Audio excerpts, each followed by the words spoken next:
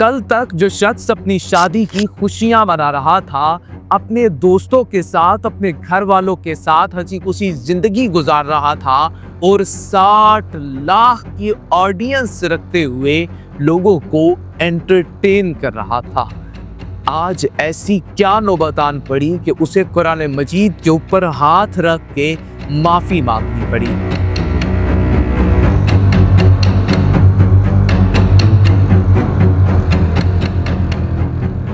फिर भी आवाम और उलमा किराम की जानिब से शदीद रद्द अमल का सामना करते हुए अपनी जान बचाने के लिए उसे पाकिस्तान को छोड़ जाना पड़ा।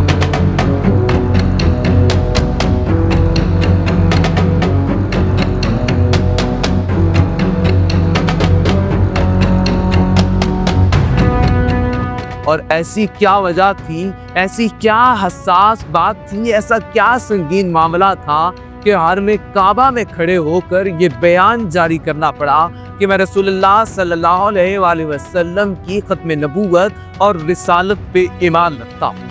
मैं रसूलुल्लाह सल्लल्लाहु अलैहि वसल्लम की नामूस के कानून का एहतराम करता हूँ। मैं रसूलुल्लाह सल्लल्लाहु अलैहि वसल्लम के असहाब, मैं आपकी अहले बैत अतहार और शरीयत इस्लाम की तालीमात को मानता हूँ, उन पे ईमान रखता हूँ और बराए मेहरबानी मुझसे जो गलती से अल्फाज अदा हुए उन पे नादिम और शर्मिंदा हूँ, उनसे माजरत खा हूँ। मुझे बराए मेहरबानी माफ़ कर दिया जाए और मेरी जानिब से अपने दिलों को साफ कर लिया जाए। आखिर ऐसी क्या बात थी कि रजब भट्ट को हरम काबा में जाकर पनाह लेनी पड़ी।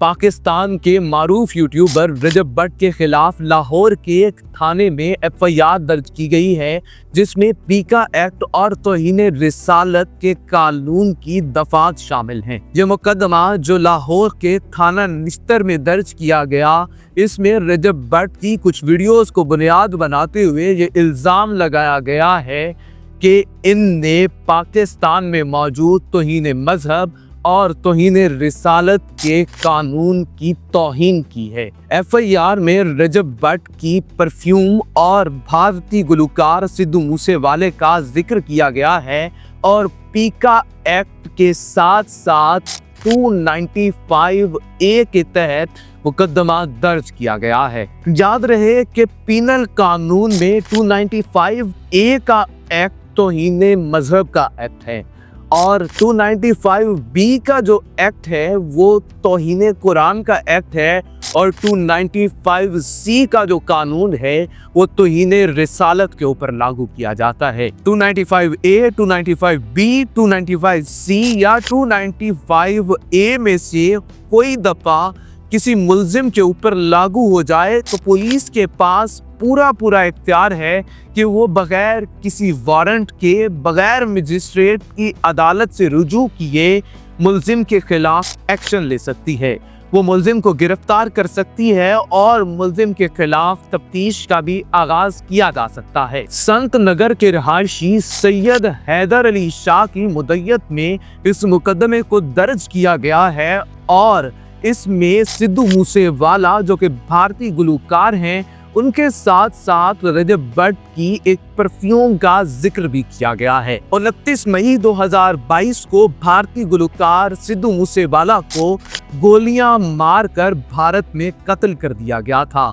इनने अपने 4 साल करियर में बहुत से गाने रिलीज किए और खास से हिट रहे। 25 मार्च 2025 की सुबह रजब भट्ट एक वीडियो पैगाम के जरिए मुकदमा दर्ज होने से कबल ही माफी मांग चुके थे। तकरीबन 1 मिनट पर मुहित इस वीडियो में रजब भट्ट जाए नमाज पर बैठे अपने एक हाथ में कुरान मजीद थामे नजर आते हैं और वीडियो के आगाज में ये गुजारिश करते हैं, ये दरखास्त करते हैं कि इस वीडियो को आखिर तक जरूर देखिएगा। इस वीडियो में रजब भट्ट ने जो बात कही है, इनके अल्फाज जो हैं उन पे गौर कीजिएगा।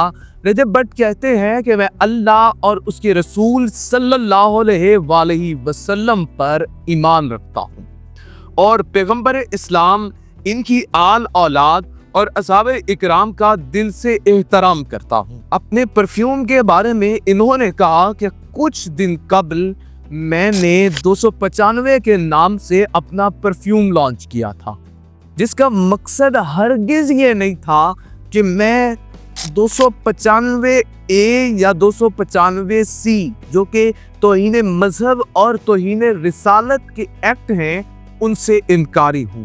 انہوں نے وضاحت دی ہے کہ 295 نامی پرفیوم کو لانچ کرتے ہوئے، اس کی مشہوری کرتے ہوئے ان کے منہ سے لا علمی میں غلط الفاظ نکلے ہیں، وہ ان پر معافی مانگتے ہیں۔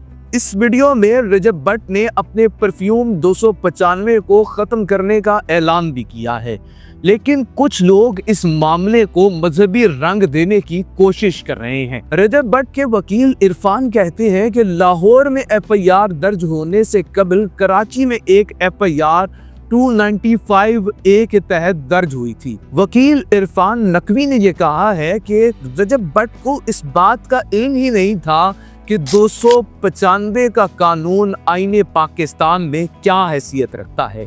نہ ہی وہ یہ جانتے تھے کہ 295 اے کیا ہے اور نہ ہی وہ جانتے تھے کہ 295 سی کیا ہے۔ انہوں نے لا علمی میں یہ کہہ دیا کہ مجھ پر بھی 295 کی دفعہ لگی ہے اور میرے استاد سدھو موسے والے پر بھی یہی دفعہ لگی تھی۔ انہوں نے کہا کہ رجب بٹ بھارتی گلوکار سدھو موسے والا کے فین ہیں، ان کے فالوور ہیں، کیونکہ ان کے گانوں میں پنجابی کلچر کے ساتھ جوش اور ولولہ ہوتا تھا، تو اسی وجہ سے کئی نوجوانوں کی طرح رجب بٹ بھی سدھو موسے والا کے فین تھے اور ان کو فالو کیا کرتے تھے۔ یاد رہے کہ بھارتی گلوکار سدھو موسے والا کا گانا 295 خاصا مشہور رہا تھا اور اس کو بھارتی قدامت پسندوں کی جانب سے تنقید کا سامنا بھی کرنا پڑا تھا۔ یہاں پر یہ بات یاد رہے کہ 295 کی دفعہ تعزیرات ہند میں توہین مذہب سے متعلق ہے۔ رجب بٹ کے وکیل عرفان نقوی کا موقف ہے کہ اس معاملے کو صرف مذہبی رنگ دینے کی کوشش کی جا رہی ہے۔ اگر کسی گاڑی کی نمبر پلیٹ کا نمبر 295 ہو یا کسی گھر کا نمبر 295 اے، بی یا سی ہو تو کیا آپ اس کے خلاف بھی ایف آئی آر درج کریں گے؟ انہوں نے کہا 295 کا نام لینا کوئی جرم نہیں ہے۔ ایک شخص جب اس قانون کی حرمت کو مان رہا ہے، اس حرمت کو تسلیم کرنے کا اعلان کر رہا ہے، تو اس معاملے کو ختم کر دینا چاہیے۔